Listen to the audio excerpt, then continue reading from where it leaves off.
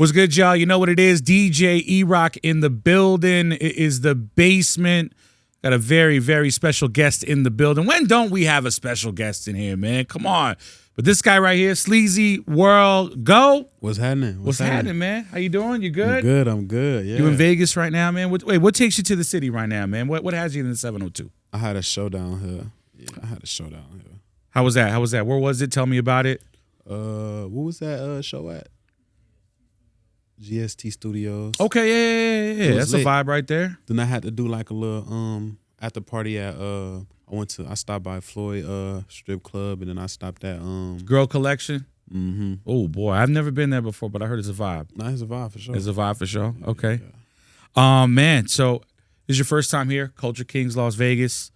What was your first reaction when you walked through these doors? Like when you seen the hat wall and everything. Yeah, this motherfucker big and that hat wall. That motherfucker crazy. I ain't seen no hat wall that big before. Just like 1,000 hats on the wall. Yeah. You know what I mean? Every single colorway you could ever imagine. I mean, I'm a hat guy, so I go crazy. I end up spending my own paycheck here like every time. Yeah. It's like every 2 weeks I'm just like literally going broke because that hat wall is crazy, man. Facts. Yo, man, I mean, you've seen a lot of success in Sleazyworld Flow. How's it feel right now, man? It feel good, you know. I feel like you've been moving. I'm getting used to it now. I've been in it for like a year now, so it's like I'm starting to get used to it a little bit. So it's like I'm getting comfortable with it, you know. So like what were the things that you had to get comfortable with, like, you know, that came with the success? It's a million things you got to get comfortable with. Top three, the traveling all the time. Those itineraries be a pain in the ass sometimes, but you got to do it. You know what I mean? Yeah. Not being able to like just go do the normal shit you used to do. Like I can't just go to like do regular shit. I can't go grocery shopping. It's gonna be uncomfortable for me. You get stopped and so that and just how like, you know, people treat you different that you was around before that. You know? Really? Yeah. How so? What's a good example of that? I feel like people change. A lot of people try to make it seem like money changed the person that get it, but it really changed the people around, you know? Facts. So, yeah. Facts. You know, going viral is a really big, you know, achievement. And obviously with you being an artist that's all over social media and all over the internet, how does it feel? Or how did it feel like, you know, when you first started seeing like those numbers creep up and the views and the likes and all that, and just kind of seeing like, yo, like we on our way somewhere right now. Like, how did that feel? I ain't gonna lie, like when it first started happening for me, I ain't even like, it ain't really hit me. It was like going on, you know what I'm saying? Like I couldn't really understand what was going on, why it was going on, you know? You were just going. Yeah. But like now when I look back, now I can actually see, like, you know what I'm saying? Yeah. How big it was in that moment. But to me, it ain't feel like how it was supposed to feel, you know? Yeah. I mean, like, do you ever get like, you know, some time to kind of just sit back and seeing how far you've came in the last, like, you know, 2 years? I mean, like, you know, you're on the go like crazy. You're doing shows all over the country, man. You're in the studio and stuff like that. But I mean, do you ever get a chance to kind of like sit there and just kind of bask in your success a little bit? Not yet. I feel like it'd be a lot going on in life, so it's like I ain't really got that time. I feel like when I do though, it's gonna be crazy. You know, sometimes I get a little glimpse of like how far I came. You know what I'm saying? Just in the past year, like all the stuff I accomplished. You know, yeah, it's a lot of artists that ain't accomplished this in 10, 20 years in the game. You know what I'm saying? So it's like, I definitely be seeing that, you know what I'm saying? Seeing how far I came in a shorter time. Shit crazy. Oh, for sure. Absolutely. I mean, you know, I remember seeing like, you know, your record, you know, as it went viral, you know, and I remember like, you know, people were hopping on making like, you know, their own remixes and stuff like that. Like, how did that feel? Like, you know, you're just like, you know, you put out this record and all of a sudden like, yo, you wake up in the morning and so-and-so's on it. And you're like, yo, what moment that is attached to like literally like, you know, people doing their own remixes of your record, like really like stood out the most? Like, yo, for real? Like, damn, that guy fucks with me like that? I feel like, I ain't gonna lie, I feel like, I mean, it's a lot of hit songs in the world, But it's hard to have a song that everybody want to remix. You know, it'd be them rare songs that it'd be like, Yeah. I remember everybody was trying to remix this song. I remember everybody was trying to remix that song. So I feel like that's special to me, just knowing like my song is one of them songs where it was like at a point in time, everybody wanted to remix this song. That's how big it was. That's how hard it was. You know what I'm saying? Everybody wanted to make their own version of it. You know what I'm saying? So it definitely like touched the culture. I feel like, you know what I'm saying? Facts. So, yeah. But which remix would you say is the one that took you back when you woke up and it's like, yo, no way. Like, yo, so-and-so did his own remix? No way. I mean, NLE Chopper did a remix. Yep. Young and Ace did a remix. It's countless people that did a remix to it. Rich the Kid did a remix, but I don't think he ever released it, but he sent it to me. Yeah.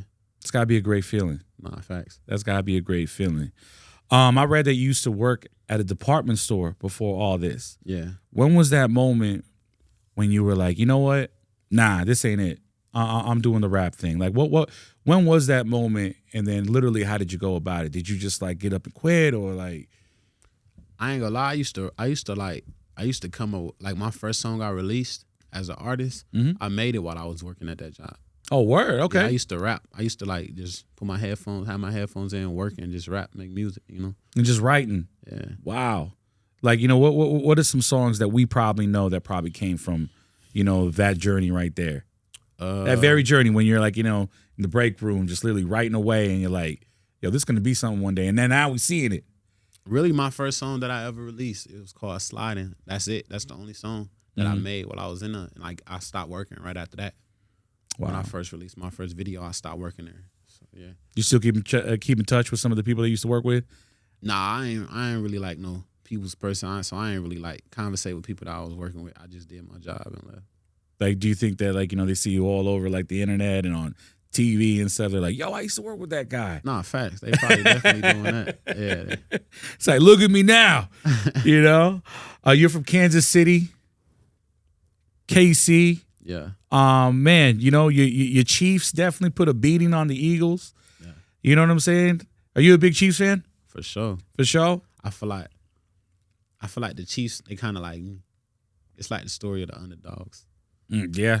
You know? Mahomes is a beast. Facts. He's unstoppable. Yeah. He's unstoppable, man. And yo, like, just seeing, like, I'm a big football, like, geek. You know what I mean? I'm a 49er fan, so I've seen the Chiefs put a beating on my team. Yeah. You know, dude, it was the most expensive gut punch I ever, you know, went through. I went to the Super Bowl when it was Niners Super Bowl, Garoppolo versus Mahomes. And I remember I paid I was like, no, we're going to take this and that, da-da-da. I paid like, you know, like $10,000 just for a day trip, just to go watch the game. Tickets, you know, hotel, obviously transportation's through the roof because everybody's trying. So. Yeah, everybody's out there, you know. But man, I remember like watching this thing fall apart in the third quarter, and I was like, yo, this isn't going to happen. But you know what though? Like I really like, you know, actually, I have a Mahomes jersey in the back of my car right now, and I did that after this particular Super Bowl because I really have like a really not newfound, but just like, you know, this really strong level of respect for like, you know, what Mahomes does. You know what I mean? Tell me about your city though. Like, how was it growing up in KC? Growing up in KC, shit, for me that shit was fun for real. Parties was a big thing. Growing up in KC, for sure. Parties was a big thing. Basketball games was a big thing. So, yeah, it was a lot of that. I used to party and fuck with females, go to work. That's it.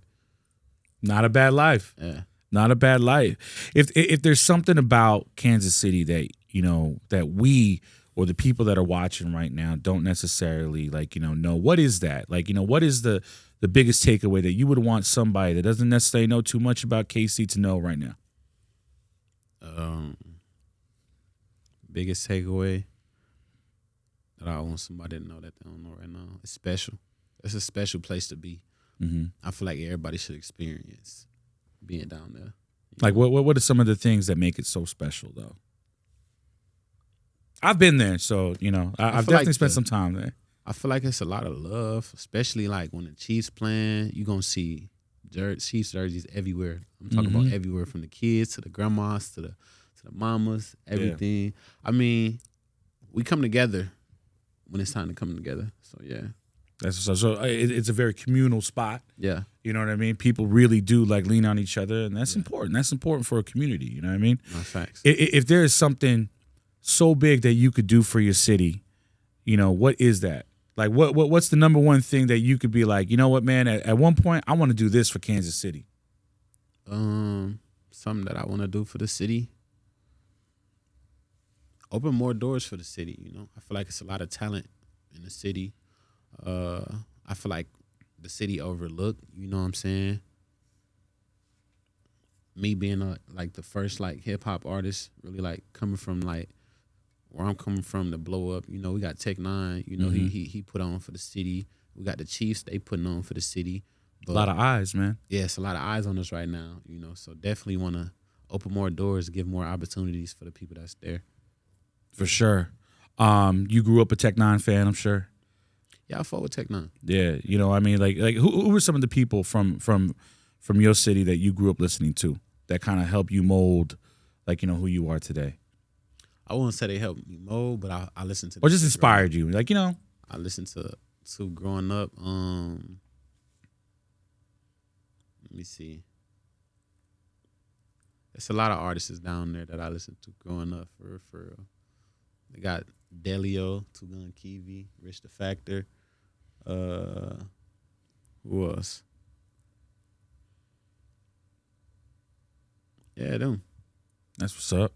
Like, you know, who are some of the artists that you know, just not even necessarily from Kansas City, but like, you know, I mean, did you listen to like Lil Wayne growing up, or like, you know? Of course I listened to Lil Wayne, but he wasn't like my top artist growing up. Lil Boosie, Gucci Man, OJ the Juice Man. Once I start getting towards my teens, I start fucking with like Chicago rap a lot. G Herbo, Ja G one time. Dirk, all them, you know, Chief Keef. Mm-hmm. So it's like, yeah, it's really like different time frames in my life. You know? So different time frames and different, like, you know, points where like, okay, like, you know, this is what I fuck with right now. Yeah, This I'm and fucking that. with this all- right now. Yeah. What are you fucking with right now? Right now, Rod Wave. I fuck with Rod Wave shit. I Rod fuck Wave with is a Kodak. vibe. I fuck with Kodak shit. I fuck with No Cap shit. Of course, YB. I fuck with YB shit. I fuck with Dirk shit. Yeah, that's. I like that, man. I like that. Like, you got a very diverse, like, you know, list right there. And I Yeah. feel, and I'm not knocking anybody else that comes on the pod or on the show, like, you know, but I feel like, you know, like your approach, like, you know, to hip hop is different than obviously everybody's, and especially like, you know, when you have different times of your life and you're like, all right, this is what that is and this and that, and then you can go back to those times Yeah, facts. and be like, yo, when, you know, when I was going through this, I was listening to this, so like, yo, when I'm in the studio, I could probably mold it to where, like, you know, Yeah. it feels like that again. Yeah. You know what I mean? So No, facts. yeah, nah, for real. Like, you know, that's the way I associate moments in my life with music so much. Like, you know, there'll be a song that I'll hear, like, that I used to listen to when I was like literally a kid, and it'll take me back like that. Nah, facts. You know, mood, like, you know, emotions, all that, man. So I get it, man. Tell me about Where the Shooters To. Where the Shooters Be too. I feel like that project, that's a chapter in my life. Like you said, where it's like certain music just take you back to a time. Mm-hmm. I feel like that, me making that project, it was a time of my life when I was like into that type of shit. You know what I'm saying? I was more so like going through the emotions. You know what I'm saying? So it's like, it's really that's really a story from the past. You know? Mm-hmm. Yeah, it's just bringing them to my world, what I saw, what I seen growing up, and what I was going through, and just how the environment was. So yeah, That's what's up. Usually on the show, I like to like kind of veer off and, you know, get like, you know, the point of view. Mm-hmm. You know, everyone's got a different point of view, man. I ask like kind of like some random questions all the time, or I even turn into the listeners. yeah. You know, go, yo, what should I ask? And some people come up with some crazy shit. Nah, like, fact. I mean, they're not that crazy. They're not that Sometimes crazy, you gotta, but you gotta watch it when you get a fan's opportunity to just actually. yeah, you know. But you know, I picked a few right here. Like, let me ask you this. One person actually hit me on Instagram, and I put it up on my story. It said, "Yo, ask them who lies more, men or women, and why."